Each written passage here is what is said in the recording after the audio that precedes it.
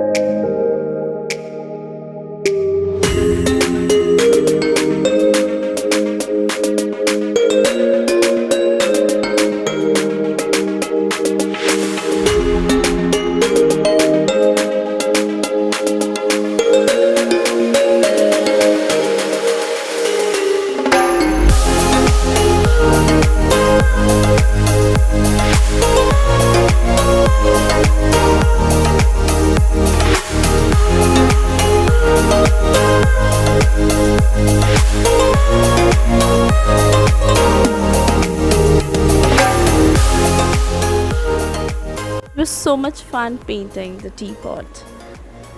Do share your paintings with me on Instagram at me with a pencil. I would love to see them.